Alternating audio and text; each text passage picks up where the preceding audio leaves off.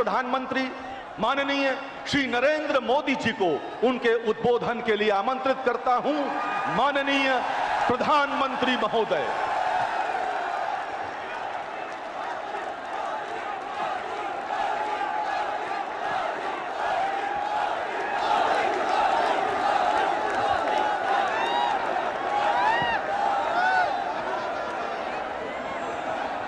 भारत माता की, भारत माता की, भारत माता की।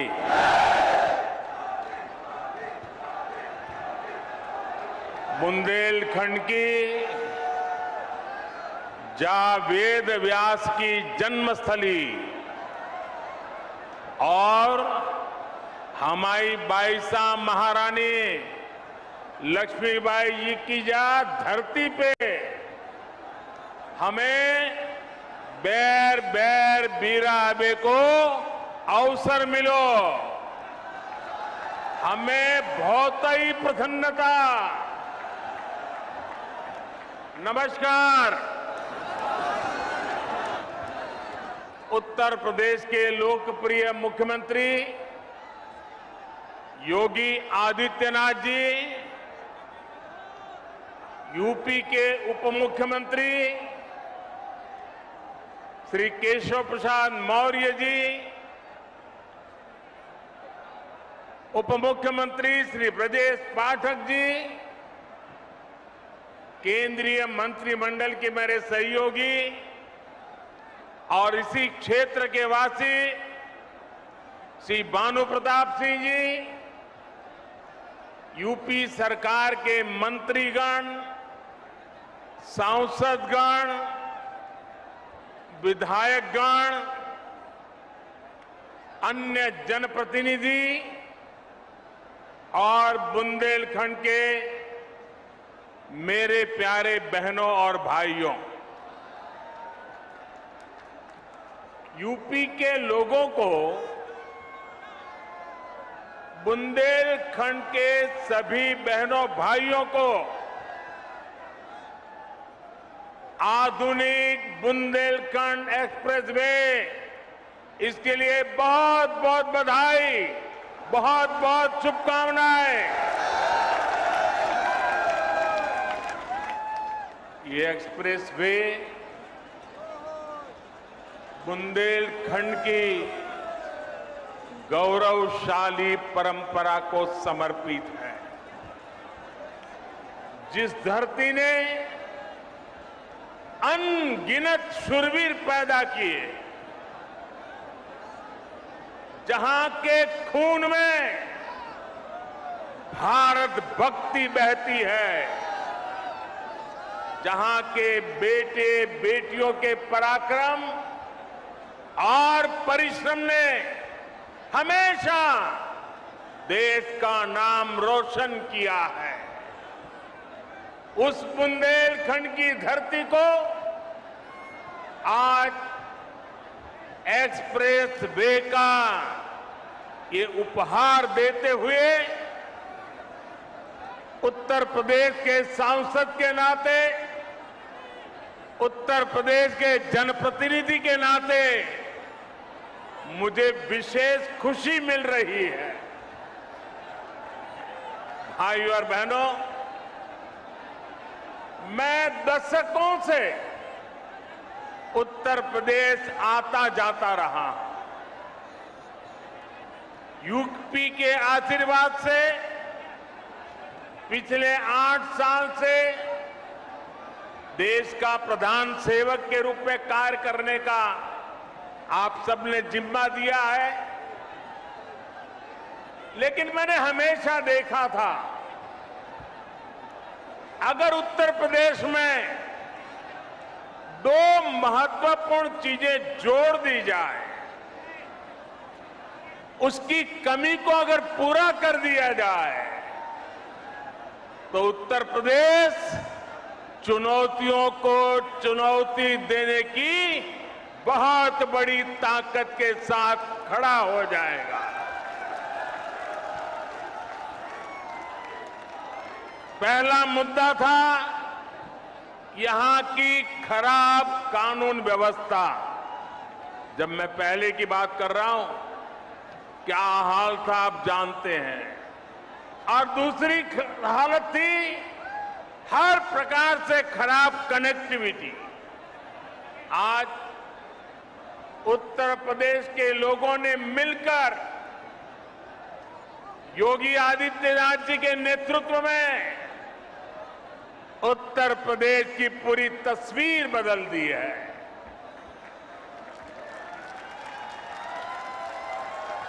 योगी जी के नेतृत्व वाली सरकार में कानून व्यवस्था भी सुधरी है और कनेक्टिविटी भी तेज से सुधर रही है। आजादी के बाद के 7 दशकों में यूपी में यातायात के आधुनिक साधनों के लिए जितना काम हुआ, उससे ज्यादा काम आज हो रहा है। मैं आपसे पूछ रहा हूं, हो रहा है कि नहीं हो रहा है? हो रहा है कि नहीं हो रहा है? आंखों के सामने दिख रहा है कि नहीं दिख रहा है? बुंदेलखंड एक्सप्रेसवे से चित्रकूट से दिल्ली की दूरी करीब 3-4 घंटे कम हुई है, लेकिन इसका लाभ इससे भी कई गुना ज्यादा है। ये एक्सप्रेसवे यहां सिर्फ वाहनों को गति देगा इतना ही नहीं है, बल्कि ये पूरे बुंदेलखंड की औद्योगिक प्रगति को भी गति देने वाला है। इसके दोनों तरफ, इस एक्सप्रेस हाईवे के दोनों तरफ अनेक उद्योग स्थापित होने वाले हैं। यहां भंडारण की सुविधाएं, कोल्ड स्टोरेज की सुविधाएं बनने वाली है। बुंदेलखंड एक्सप्रेसवे की वजह से इस क्षेत्र में कृषि आधारित उद्योग लगाने बहुत आसान हो जाएंगे। खेत में पैदा होने वाली उपज को नए बाजारों में पहुंचाना आसान होगा। बुंदेलखंड में बन रहे डिफेंस कॉरिडोर को भी इससे बहुत मदद मिलेगी। यानी ये एक्सप्रेसवे बुंदेलखंड के कोने कोने को विकास, स्वरोजगार और नए अवसरों भी जोड़ने वाला है। साथियों, एक समय था जब माना जाता था कि यातायात के आधुनिक साधनों पर पहला अधिकार सिर्फ बड़े बड़े शहरों का ही है। मुंबई हो, चेन्नई हो, कोलकाता हो, बेंगलुरु हो, हैदराबाद हो, दिल्ली हो, सब कुछ उनको ही मिले। लेकिन अब सरकार की बदली है, मिजाज भी बदला है, और ये मोदी है, ये योगी है। अब उस पुरानी सोच को छोड़कर, उसे पीछे रखकर हम एक नए तरीके से आगे बढ़ रहे हैं। साल 2017 के बाद से उत्तर प्रदेश में कनेक्टिविटी के जो काम शुरू हुए, उनमें बड़े शहरों के साथ ही छोटे शहरों को भी उतनी ही प्राथमिकता दी गई है। ये बुंदेलखंड एक्सप्रेसवे चित्रकूट, बांदा, हमीरपुर, महोबा, जालौन, औरैया और इटावा से होकर गुजर रहा है। पूर्वांचल एक्सप्रेसवे लखनऊ के साथ ही बाराबंकी, अमेठी, सुल्तानपुर, अयोध्या, अंबेडकर नगर, आजमगढ़, मऊ और गाजीपुर से गुजर रहा है। गोरखपुर लिंक एक्सप्रेस अंबेडकर नगर, संत कबीर नगर और आजमगढ़ को जोड़ता है। गंगा एक्सप्रेसवे मेरठ, हापुड़, बुलंदशहर, अमरोहा, संभल, बदायूं, शाहजहांपुर, हरदोई, उन्नाव, रायबरेली, प्रतापगढ़ और प्रयागराज को जोड़ने का काम करेगा।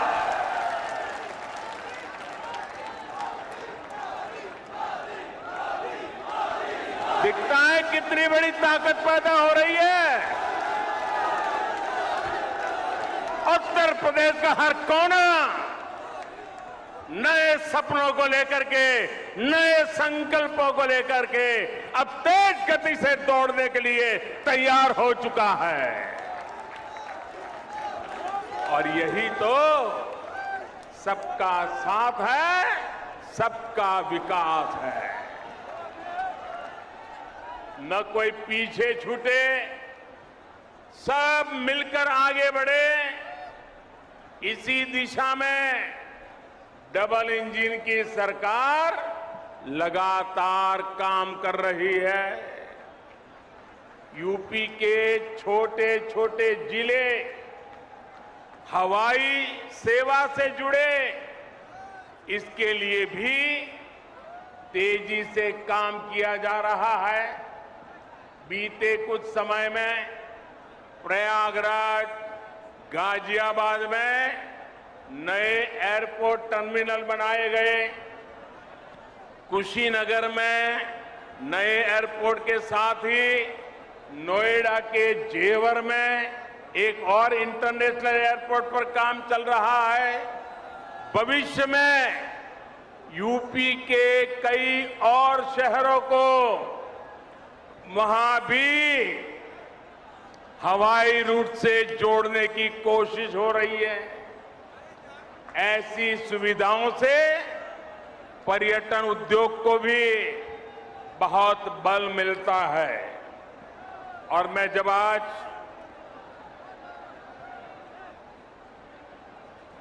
यहां मंच पर आ रहा था तो उसके पहले मैं इस बुंदेलखंड एक्सप्रेस वे का प्रेजेंटेशन देख रहा था, एक मॉड्यूल लगाया वो देख रहा था। और मैंने देखा कि इस एक्सप्रेस वे के बगल में जो जो स्थान है वहां पर कई सारे किले हैं। सिर्फ झांसी का ही किला है ऐसा नहीं, कई सारे किले हैं।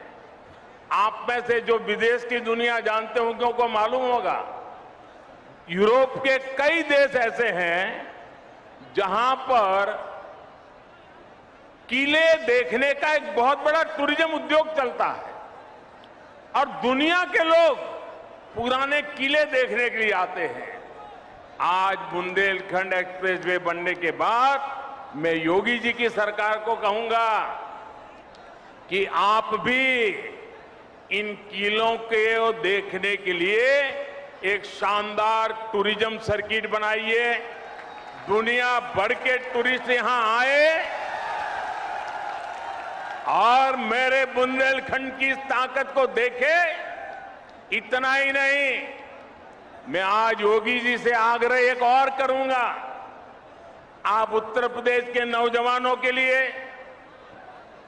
इस बार जब ठंड की सीजन शुरू हो जाए, मौसम ठंडी का शुरू हो जाए, तो किले चढ़ने की स्पर्धा आयोजित कीजिए और परंपरागत रास्ते से नहीं, कठिन से कठिन रास्ता तय कीजिए और नौजवान को बुलाइए। कौन जल्दी से जल्दी चढ़ता है, कौन किले पर सवार होता है। आप देखना उत्तर प्रदेश के हजारों नौजवान इस स्पर्धा में जुड़ने के लिए आ जाएंगे और उसके कारण बुंदेलखंड में लोग आएंगे, रात को मुकाम करेंगे, कुछ खर्चा करेंगे, रोजी रोटी के लिए बहुत बड़ी ताकत खड़ी हो जाएगी। साथियों, एक एक्सप्रेस में कितने प्रकार के कामों को अवसर का जन्म दे देता है। साथियों, डबल इंजन की सरकार में आज यूपी जिस तरह आधुनिक हो रहा है, ये वाकई अभूतपूर्व है। जिस यूपी में, जरा याद रखना दोस्तों, मैं जो कह रहा हूं याद रखोगे? याद रखोगे? जरा हाथ ऊपर करके बताओ, याद रखोगे? पक्का याद रखोगे? बार बार लोगों को बताओगे? तो याद रखिए, जिस यूपी में सरयू नहर परियोजना का पूरा होने में 40 साल लगे, जिस यूपी में गोरखपुर फर्टिलाइजर प्लांट 30 साल से बंद पड़ा था, जिस यूपी में अर्जुन डैम परियोजना को पूरा होने में 12 साल लगे, जिस यूपी में अमेठी राइफल कारखाना सिर्फ एक बोर्ड लगा करके पड़ा हुआ था, जिस यूपी में रायबरेली रेल कोच फैक्ट्री डिब्बे नहीं बनाती थी, सिर्फ डब्बों का रंग रोगान करके काम चला रही थी, उस यूपी में अब इंफ्रास्ट्रक्चर पर इतनी गंभीरता से काम हो रहा है कि उसने अच्छे अच्छे राज्यों को भी पीछे छोड़ दिया है। दोस्तों, पूरे देश में अब यूपी की पहचान बदल रही है। आपको गर्व होता है कि नहीं होता है? आज यूपी का नाम रोशन हो रहा है, आपको गर्व हो रहा है कि नहीं हो रहा है? आप पूरा हिंदुस्तान यूपी के प्रति बड़े अच्छे भाव से देख रहा है, आपको आनंद हो रहा है कि नहीं हो रहा है? और साथियों, बात सिर्फ हाईवे या एयरवे की नहीं है। शिक्षा का क्षेत्र हो, मैन्युफैक्चरिंग का क्षेत्र हो, खेती किसानी हो, यूपी हर क्षेत्र में आगे बढ़ रहा है। पहले की सरकार के समय यूपी में हर साल, ये भी याद रखना, रखोगे? रखोगे? जरा हाथ ऊपर करके बताओ, रखोगे? पहले की सरकार के समय यूपी में हर साल औसतन 50 किलोमीटर रेल लाइन का दोहरीकरण होता था। कितना? कितने किलोमीटर? कितने किलोमीटर? 50। पहले, हमारे आने से पहले रेलवे का दोहरीकरण 50 किलोमीटर। मेरे उत्तर प्रदेश के नौजवानों, भविष्य कैसे गढ़ता है देखिए। आज औसतन 200 किलोमीटर का काम हो रहा है। 200 किलोमीटर रोड लाइन का दोहरीकरण हो रहा है। 2014 से पहले यूपी में सिर्फ 11,000 कॉमन सर्विस सेंटर थे। जरा आंकड़ा याद रखिए, कितने? कितने? 11,000। आज यूपी में 1,30,000 से ज्यादा कॉमन सर्विस सेंटर काम कर रहे हैं। ये आंकड़ा याद रखोगे? एक समय में यूपी में सिर्फ 12 मेडिकल कॉलेज हुआ करते थे। आंकड़ा याद रहा? कितने मेडिकल कॉलेज? जरा जोर से बताइए, कितने? 12 मेडिकल कॉलेज। आज यूपी में 35 से ज्यादा मेडिकल कॉलेज है। और 14 नए मेडिकल कॉलेज पर काम चल रहा है। मतलब कहां 14 और कहां 50। भाई और बहनों, विकास की जिस धारा पर आज देश चल रहा है, उसके मूल में दो प्रमुख पहलू हैं। एक है इरादा और दूसरा है मर्यादा। हम देश के वर्तमान के लिए नई सुविधाएं नहीं गढ़ रहे, बल्कि देश का भविष्य भी गढ़ रहे हैं। पीएम गति शक्ति नेशनल मास्टर प्लान के जरिए हम 21वीं सदी के इंफ्रास्ट्रक्चर के निर्माण में जुटे हैं। और साथियों, विकास के लिए हमारा सेवा भाव ऐसा है कि हम समय की मर्यादा को टूटने नहीं देते। हम समय की मर्यादा का पालन कैसे करते हैं, इसके अनगिनत उदाहरण हमारे इसी उत्तर प्रदेश में है। काशी में विश्वनाथ धाम के सुंदरीकरण का काम हमारी सरकार ने शुरू किया और हमारी ही सरकार ने इसे पूरा करके दिखाया। गोरखपुर एम्स का शिलान्यास भी हमारी सरकार ने किया और उसका लोकार्पण भी इसी सरकार में हुआ। दिल्ली मेरठ एक्सप्रेसवे का शिलान्यास भी हमारी सरकार ने किया और उसका लोकार्पण भी हमारी सरकार में हुआ। बुंदेलखंड एक्सप्रेस भी इसी का उदाहरण है। इसका काम अगले साल फरवरी में पूरा होना था, लेकिन ये 7-8 महीने पहले ही सेवा के लिए तैयार है मेरे दोस्तों। और कोरोना की परिस्थितियों के बावजूद कितनी कठिनाइयां हैं, हर परिवार जानता है। इन कठिनाइयों के बीच भी हमने इस काम को समय से पहले पूरा किया है। ऐसे ही काम से हर देशवासी को एहसास होता है कि जिस भावना से उसने अपना वोट दिया, उसका सही मायने में सम्मान हो रहा है, सदुपयोग हो रहा है। मैं इसके लिए योगी जी और उनकी टीम को बधाई देता हूं।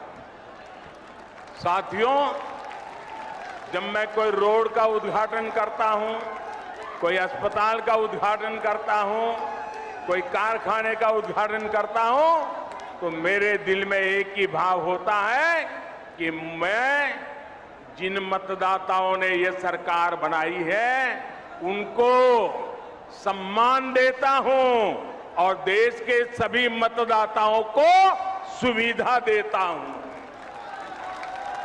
साथियों, आज पूरी दुनिया भारत को बहुत आशा से देख रही है। हम अपनी आजादी के 75 वर्ष का पर्व मना रहा है। अगले 25 वर्षों में भारत जिस ऊंचाई पर होगा, उसका रोड मैप बना रहे हैं। और आज जब मैं बुंदेलखंड की धरती पे आया हूं,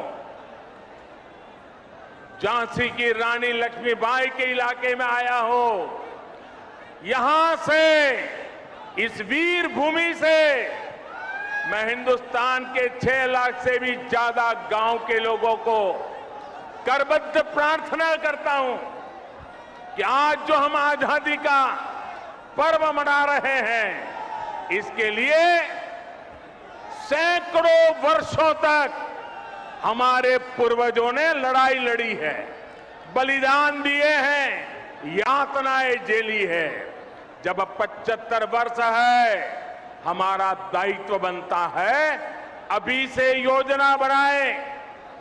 आने वाला 1 महीना 15 अगस्त तक हर गांव में अनेक कार्यक्रम हो, गांव मिलकर के याद कार्यक्रम करे, आजादी का अमृत महोत्सव मनाने की योजना बनाए, वीरों को याद करे, बलिदानियों को याद करे, स्वातंत्र सेनानियों को याद करे, हर गांव में नया संकल्प लेने का एक वातावरण बने।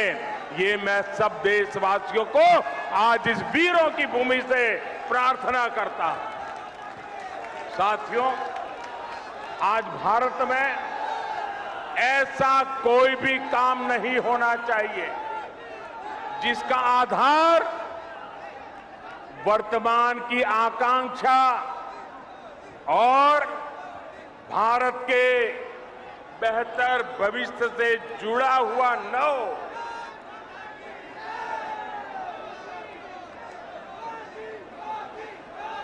हम कोई भी फैसला लें, कोई भी निर्णय लें, कोई भी नीति बनाए, इसके पीछे सबसे बड़ी सोच यही होनी चाहिए कि इससे देश का विकास और तेज होगा। हर वो बात जिससे देश को नुकसान होता है, देश का विकास प्रभावित होता है, उससे हमें हमेशा हमेशा दूर रखना है। आजादी के 75 वर्षों बाद भारत को विकास का ये सबसे बेहतरीन मौका मिला है। हमें इस मौके को गंवाना नहीं है। हमें इस कालखंड में देश का ज्यादा से ज्यादा विकास करके उसे नई ऊंचाई पर पहुंचाना है, नया भारत बनाना है। साथियों, नए भारत के सामने एक ऐसी चुनौती भी है जिस पर अगर अभी ध्यान नहीं दिया गया तो भारत के युवाओं का, आज की पीढ़ी का बहुत नुकसान हो सकता है। आपका आज गुमराह हो जाएगा और आपकी आने वाली कल अंधेरे में सिमट जाएगी। दोस्तों, इसलिए अभी से जागना जरूरी है। आजकल हमारे देश में मुफ्त की रेवड़ी बांटकर वोट बटोरने का कल्चर लाने की भरसक कोशिश हो रही है। ये रेवड़ी कल्चर देश के विकास के लिए बहुत घातक है। इस रेवड़ी कल्चर से देश के लोगों को और खास करके मेरे युवाओं को बहुत सावधान रहने की जरूरत है। रेवड़ी कल्चर वाले कभी आपके लिए नए एक्सप्रेसवे नहीं बनाएंगे, नए एयरपोर्ट या डिफेंस कॉरिडोर नहीं बनवाएंगे। रेवड़ी कल्चर वालों को लगता है कि जनता जनार्दन को मुफ्त की रेवड़ी बांटकर उन्हें खरीद लेंगे। हमें मिलकर उनकी सोच को हराना है। रेवड़ी कल्चर को देश की राजनीति से हटाना है। साथियों, रेवड़ी कल्चर से अलग हम देश में रोड बनाकर, नए रेल रूट बनाकर लोगों की आकांक्षाओं को पूरा करने का काम कर रहे हैं। हम गरीबों के लिए करोड़ों पक्के घर बना रहे हैं। दशकों से अधूरी सिंचाई परियोजनाएं पूरी कर रहे हैं। छोटे बड़े अनेक डैम बना रहे हैं। नए नए बिजली के कारखाने लगवा रहे हैं ताकि गरीब का, किसान का जीवन आसान बने और मेरे देश के नौजवानों का आने वाला भविष्य अंधकार में डूब न जाए। साथियों, इस काम में मेहनत पड़ती है, दिन रात खटना पड़ता है, खुद को जनता की सेवा के लिए समर्पित करना होता है। मुझे खुशी है कि देश में जहां भी हमारी डबल इंजन की सरकार है, वो विकास के लिए इतनी मेहनत कर रही है। डबल इंजन की सरकार मुफ्त की रेवड़ी बांटने का शॉर्टकट नहीं अपना रही। डबल इंजन की सरकार मेहनत करके राज्य के भविष्य को बेहतर बनाने में जुटी है। और साथियों, आज मैं आपको एक और बात भी कहूंगा। देश का संतुलित विकास छोटे शहरों और गांवों में भी आधुनिक सुविधाओं का पहुंचना, ये काम भी एक प्रकार से सच्चे अर्थ में सामाजिक न्याय का काम है। जिस पूर्वी भारत के लोगों को, जिस बुंदेलखंड के लोगों को दशकों तक सुविधाओं से वंचित रखा गया, आज जब वहां आधुनिक इंफ्रास्ट्रक्चर बन रहा है तो ये सामाजिक न्याय भी हो रहा है। यूपी के जिन जिलों को पिछड़ा मानकर उन्हें अपने हाल पर छोड़ दिया गया था, वहां जब विकास हो रहा है तो ये भी एक तरह का सामाजिक न्याय है। गांव-गांव को सड़कों से जोड़ने के लिए तेजी से काम करना, घर-घर तक रसोई गैस का कनेक्शन पहुंचाना, गरीब को पक्के घर की सुविधा देना, घर-घर में शौचालय बनाना, ये सारे काम भी सामाजिक न्याय को ही मजबूत करने वाले कदम है। बुंदेलखंड के लोगों को भी हमारी सरकार के सामाजिक न्याय भरे कार्यों से बहुत लाभ हो रहा है। भाइयों और बहनों, बुंदेलखंड की एक और चुनौती को कम करने के लिए हमारी सरकार निरंतर काम कर रही है। हर घर तक पाइप से पानी पहुंचाने के लिए हम जल जीवन मिशन पर काम कर रहे हैं। इस मिशन के तहत बुंदेलखंड के लाखों परिवारों को पानी का कनेक्शन दिया जा चुका है। इसका बहुत बड़ा लाभ हमारी माताओं, हमारी बहनों को हुआ है। उनके जीवन में मुश्किलें कम हुई है। हम बुंदेलखंड में नदियों के पानी को ज्यादा से ज्यादा लोगों तक पहुंचाने के लिए लगातार प्रयास कर रहे हैं। रतौली बांध परियोजना, भावनी बांध परियोजना और मझगांव चिल्ली स्प्रिंकलर सिंचाई परियोजना ऐसे ही प्रयासों का परिणाम है। केन बेतवा लिंक प्रोजेक्ट के लिए हजारों करोड़ रुपए स्वीकृत किए जा चुके हैं। इससे बुंदेलखंड के बहुत बड़े हिस्से का जीवन बदलने वाला है। साथियों, मेरा बुंदेलखंड के साथियों से एक और आग्रह भी है। आजादी के 75 वर्ष के अवसर पर देश के अमृत सरोवरों के निर्माण का संकल्प लिया है। बुंदेलखंड के हर जिले में भी 75 अमृत सरोवर बनाए जाएंगे। ये जल सुरक्षा के लिए, आने वाली पीढ़ियों के लिए बहुत बड़ा काम हो रहा है। मैं आज आप सभी से कहूंगा, इस नेक काम में मदद के लिए ज्यादा से ज्यादा संख्या में आगे आएं। अमृत सरोवर के लिए गांव-गांव कार सेवा का अभियान चलना चाहिए।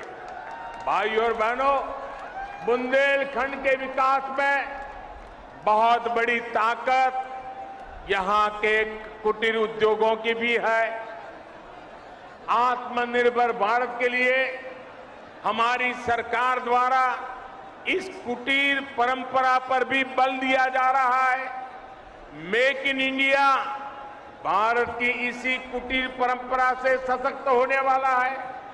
छोटे प्रयासों से कैसे बड़ा प्रभाव पड़ रहा है, इसका एक उदाहरण मैं आज आपको भी और देशवासियों को देना चाहता हूं। साथियों, भारत हर साल करोड़ों रुपए के खिलौने दुनिया के दूसरे देशों से मंगाता रहा है। अब बताइए, छोटे छोटे बच्चों के लिए छोटे छोटे खिलौने ये भी बाहर से लाए जाते थे, जबकि भारत में खिलौने बनाना तो पारिवारिक और पारंपरिक उद्योग रहा, पारिवारिक व्यवसाय रहा है। उसे देखते हुए मैंने भारत में खिलौना उद्योग को नए सिरे से काम करने का आग्रह किया। लोगों से भी भारतीय खिलौनों को खरीदने की अपील की थी। इतने कम समय में सरकार के स्तर पर जो काम करने जरूरी था वो भी हमने किया। इन सब का नतीजा ये निकला कि आज, और हर हिंदुस्तानी को गर्व होगा, मेरे देश के लोग सच्ची बात को कैसे दिल से ले लेते हैं, इसका ये उदाहरण है। इस सब का नतीजा ये निकला कि आज विदेश से आने वाले खिलौनों की संख्या बहुत बड़ी मात्रा में कम हो गई है। मैं देशवासियों का आभार व्यक्त करता हूं। इतना ही नहीं, भारत से अब बड़ी संख्या में खिलौने विदेश में जाने लगे। इसका लाभ किसे मिला है? खिलौने बनाने वाले हमारे ज्यादातर साथी गरीब परिवार है, दलित परिवार है, पिछड़े परिवार है, आदिवासी परिवार है। हमारी महिलाएं खिलौने बनाने के काम में जुड़ी रहती है। इस उद्योग से हमारे इन सब लोगों को लाभ हुआ है। झांसी, चित्रकूट, बुंदेलखंड में तो खिलौनों की बड़ी समृद्ध परंपरा रही है। इन्हें भी डबल इंजन की सरकार द्वारा प्रोत्साहित किया जा रहा है। साथियों, शूरवीरों की धरती बुंदेलखंड के वीरों ने खेल के मैदान पर भी विजय पताका फहराई है। देश के सबसे बड़े खेल सम्मान का नाम अब बुंदेलखंड के सपूत मेजर ध्यानचंद के नाम पर ही है। ध्यानचंद जी ने जिस मेरठ में काफी समय गुजारा था, वहां पर उनके नाम से एक स्पोर्ट्स यूनिवर्सिटी भी बनाई जा रही है। कुछ समय पहले हमारी झांसी की ही एक बिटिया शैली सिंह ने भी कमाल करके दिखाया। हमारे ही बुंदेलखंड की बेटी शैली सिंह ने लंबी कूद में नए नए रिकॉर्ड बनाने वाली शैली सिंह पिछले साल अंडर 20 वर्ल्ड एथलेटिक चैंपियनशिप में सिल्वर मेडल भी जीता है। बुंदेलखंड ऐसी युवा प्रतिभाओं से भरा हुआ है। यहां के युवाओं को आगे बढ़ने का खूब अवसर मिले, यहां से पलायन रुके, यहां आधुनिक इंफ्रास्ट्रक्चर बने, इसी दिशा में हमारी सरकार काम कर रही है। यूपी ऐसे ही सुशासन की नई पहचान को मजबूत करता रहे। इसी कामना के साथ आप सभी को बुंदेलखंड एक्सप्रेस के लिए फिर से बहुत बहुत बधाई। और फिर से याद कराता हूं, 15 अगस्त तक पूरा महीना हिंदुस्तान के हर घर में, हर गांव में आजादी का महोत्सव मनना चाहिए, शानदार मनना चाहिए। आप सबको बहुत शुभकामनाएं, बहुत बहुत धन्यवाद। पूरी ताकत से बोलिए भारत माता की, भारत माता की, भारत माता की। बहुत बहुत धन्यवाद।